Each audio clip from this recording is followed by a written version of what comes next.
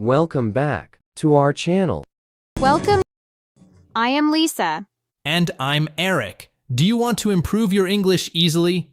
If so, you're in the right place. So let's get started and make English easy. So Eric, what are the words today? The first word today, tedious. Then we will continue with be willing to and to schedule. Then to run out of something. And the final one is on the house. Let's start with the first word. All right, Lisa. The first word we have is tedious. Tedious. Tedious is an adjective, and it means something that is boring, long, or repetitive, making you feel tired or uninterested. When something is tedious, it takes a long time to finish, and it's not very exciting. If something is tedious, it means it's not exciting and can feel really long and tiring. Let's look at the first example sentence. Filling out all the paperwork was so tedious that it took me hours to finish. This means that the paperwork was very boring and took a lot of time. It feels like it will never end. Good example, Eric. Here's another one. Cleaning the garage was a tedious job, but it had to be done.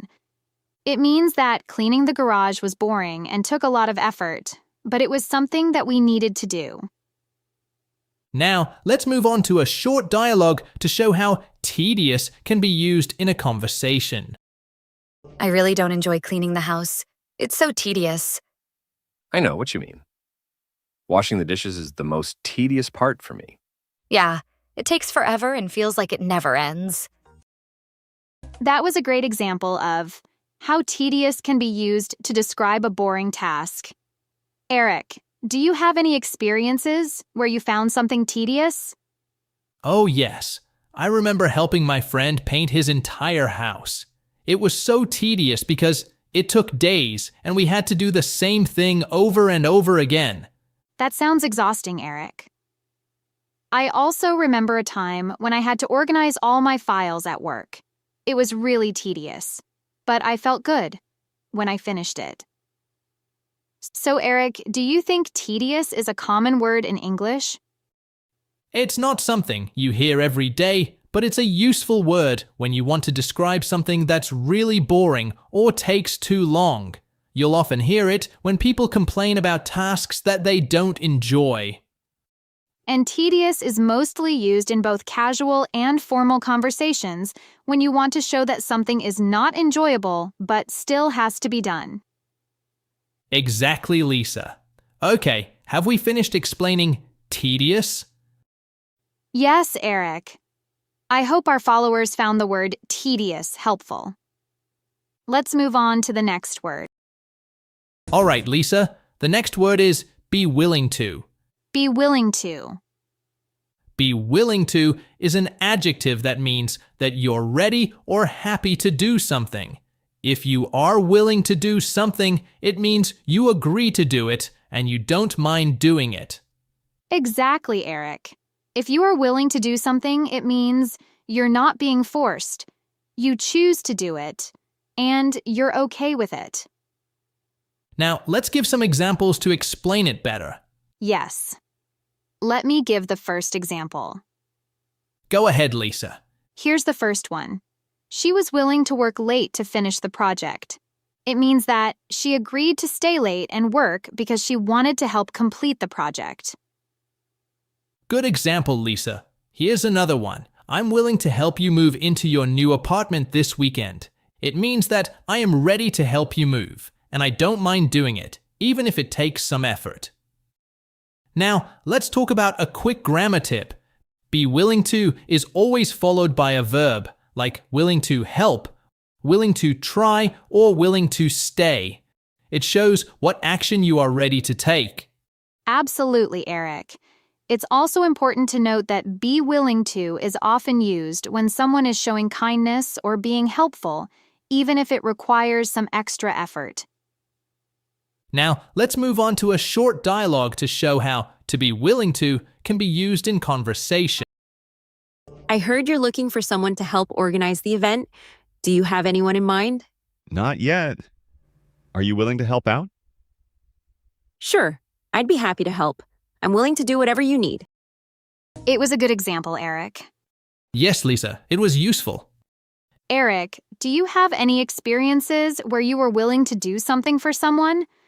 Oh, definitely. I remember my neighbor needed help fixing his car, and even though I was tired, I was willing to give him a hand. It felt good to help out. That was kind of you, Eric. I'm sure he appreciated the help. So is be willing to common in English? Yes, very common.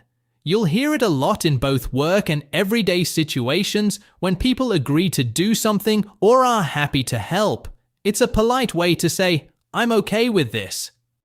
And to be willing to is used in both casual and formal situations.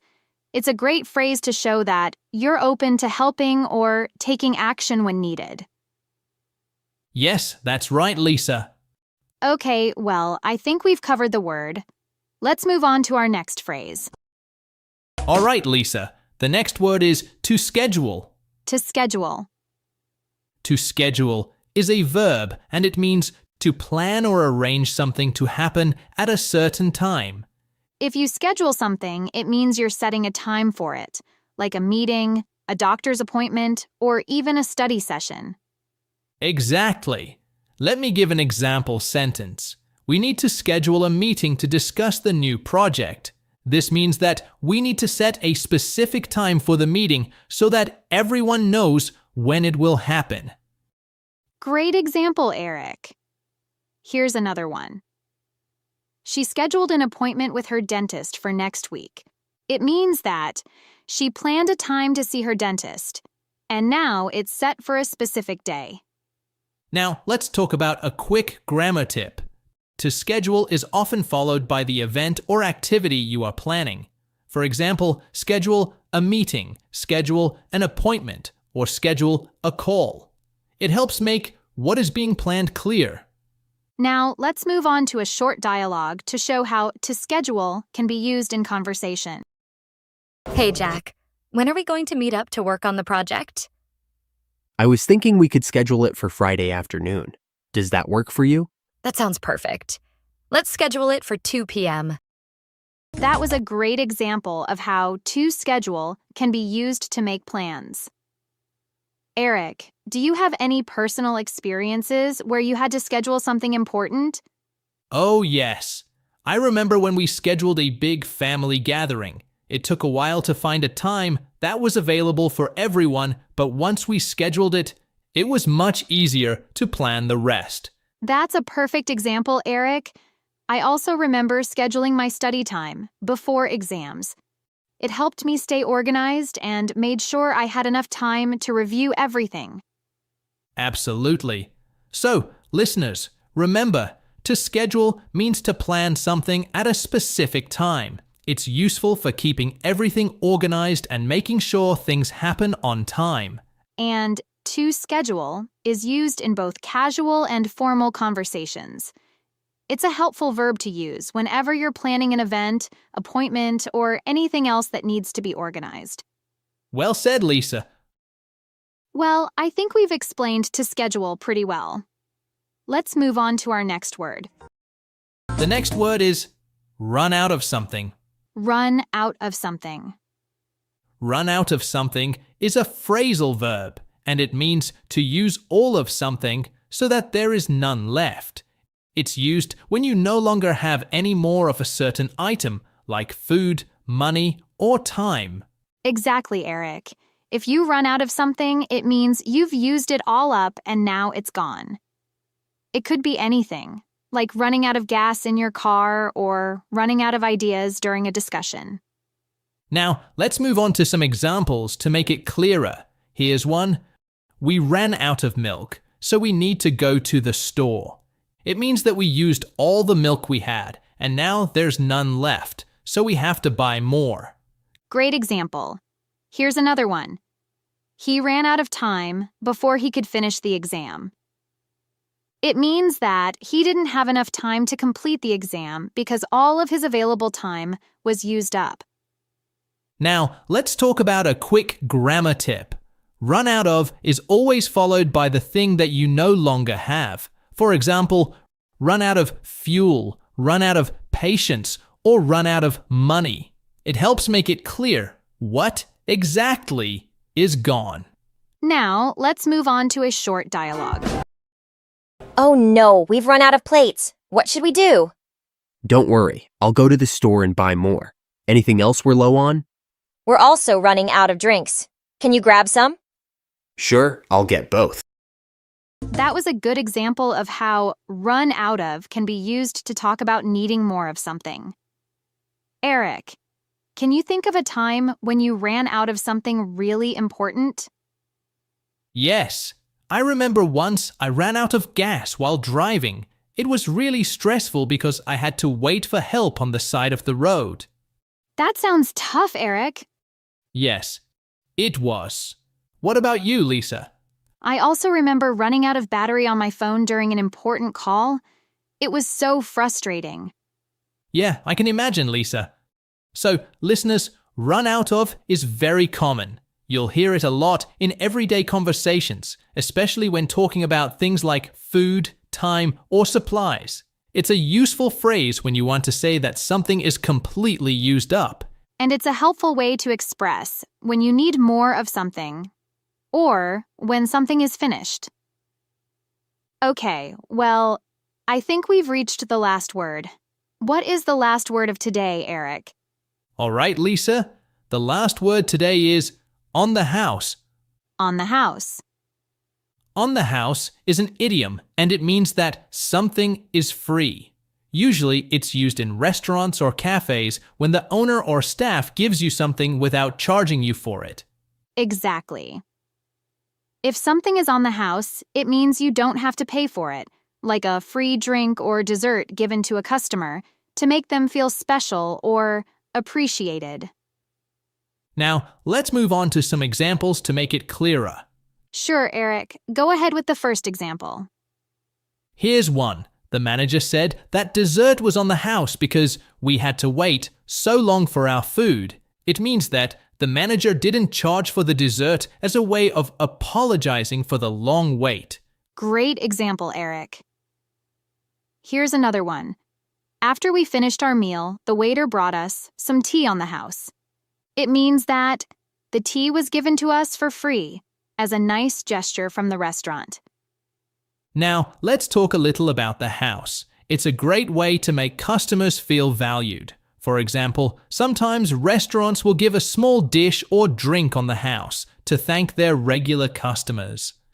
Now, let's move on to a short dialogue to show how on the house can be used in conversation. I can't believe how nice that dinner was.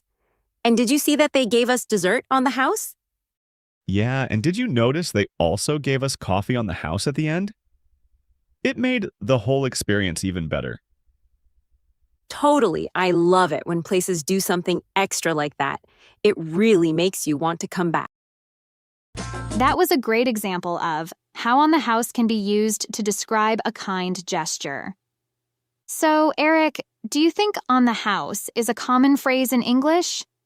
Yes, it's pretty common, especially in restaurants and cafes. You'll hear it when places want to give something for free, usually to apologize or celebrate something special. I agree. It's a polite and friendly way for businesses to make customers feel good. Exactly. So remember, when you're at a restaurant or cafe and get something for free, they might say, "It's on the house." It is a perfect summary, Eric. So, listeners, we made some small changes to our podcast. First, you will hear a conversation between Chris and Jessica about how never to forget English words. We have chosen some words from the conversation, and then after the conversation, we will explain these English words. We hope you'll like and find these small changes useful.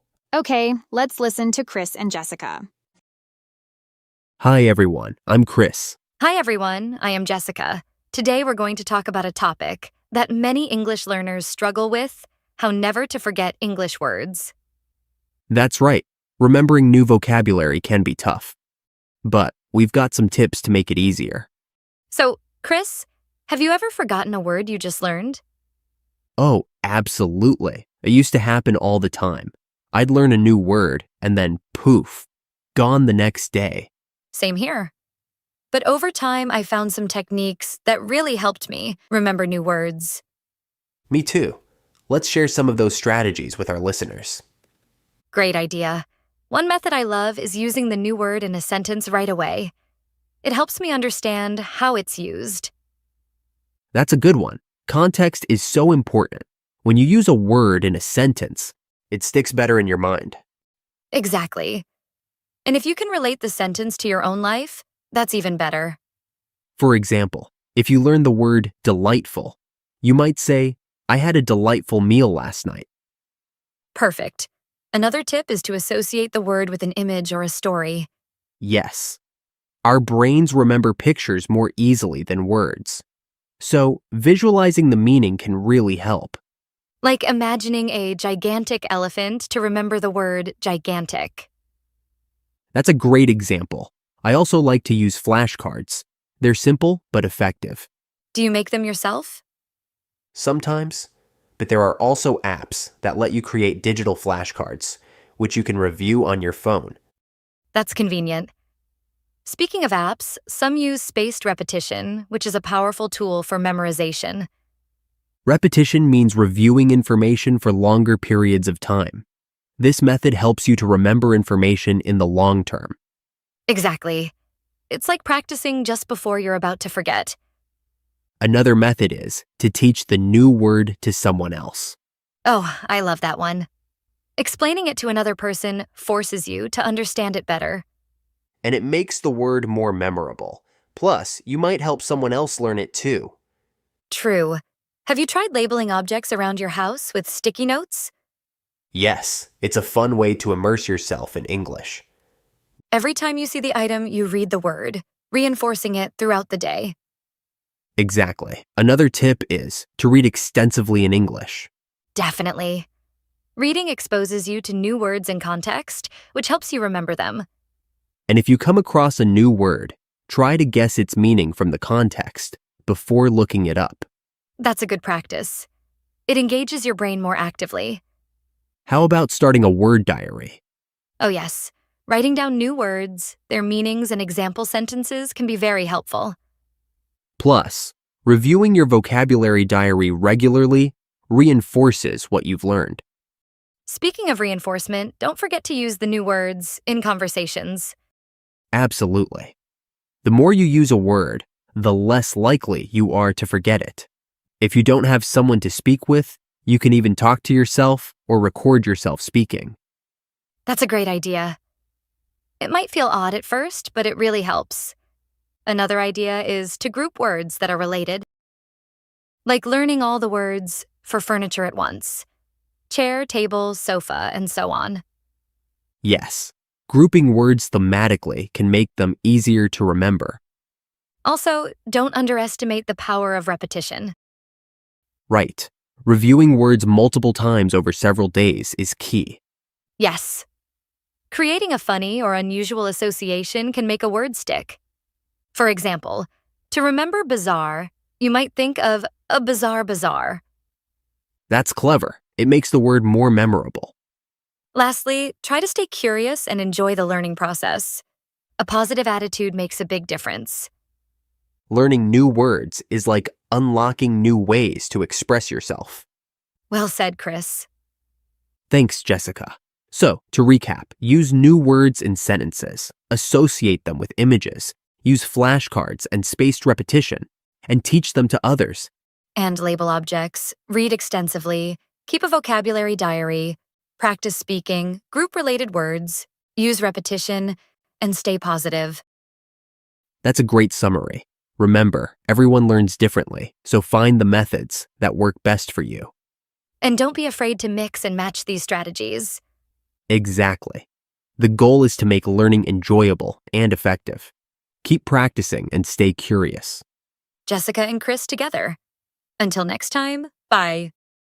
Did you like the tips, Eric? Yes, I like them a lot. All of them seem very useful. In my opinion, the best one is to talk to yourself or record yourself speaking, so you can catch your mistakes, improve your fluency, and learn the words you learn. You know it is said, use it or lose it. This is a really effective way for our listeners to use the words they have learned. Yes, that is really a very effective way. Our followers should try it. I agree, Lisa. Okay, let's start today's words. What is the first word today, Eric? All right, Lisa. The first word is delightful. Delightful.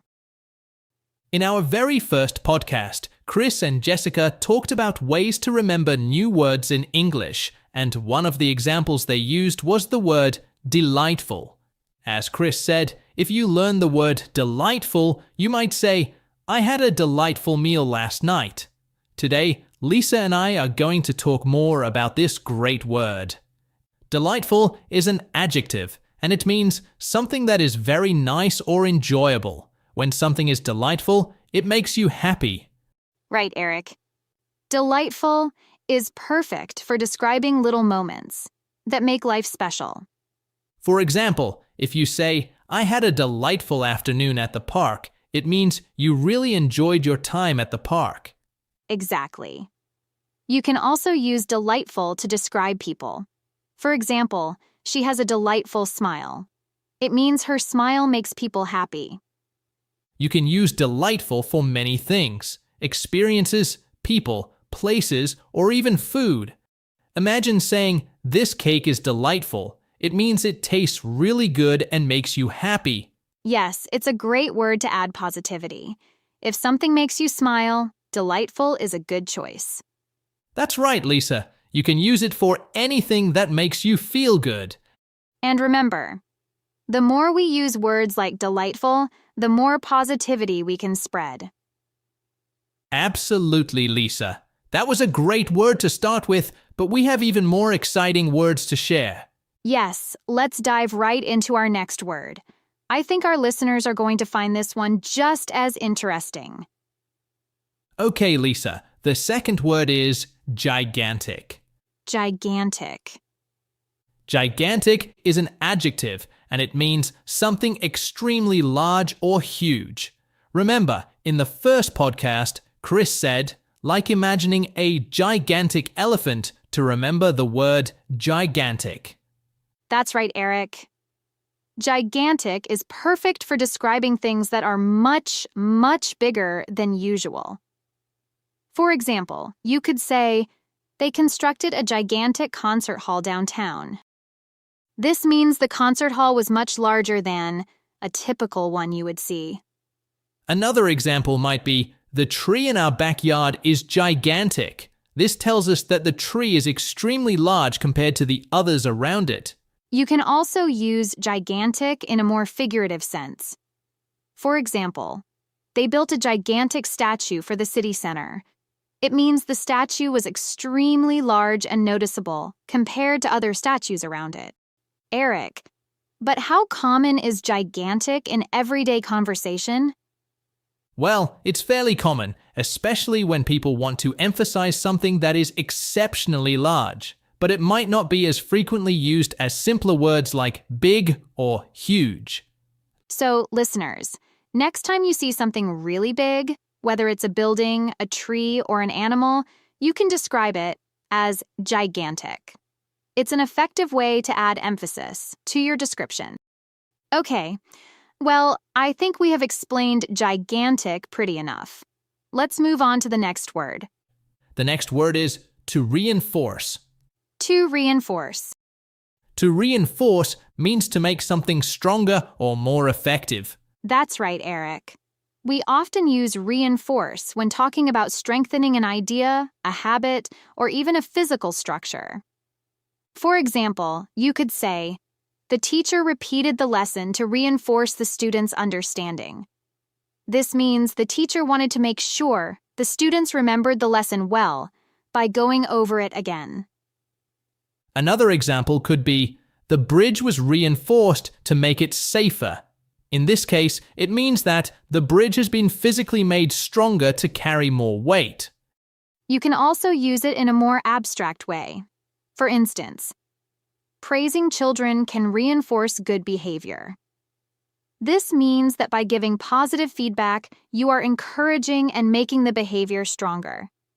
Exactly, Lisa. It's a great word to use whenever you want to talk about making something more solid or effective, whether it's an idea, a habit, or a structure. So, listeners, try using reinforce when talking about making something stronger. It can make your English sound more precise. Well, that's it for the word to reinforce. Let's continue with the next word. Okay, Lisa, the next word is underestimate. Underestimate. Underestimate is a verb, and it means to think that something or someone is not as important, strong, or capable as they really are. That's right. We use underestimate when someone thinks something is easier or less important than it really is. For example, you could say, he underestimated how hard the exam would be. This means he thought the exam would be easier than it actually was.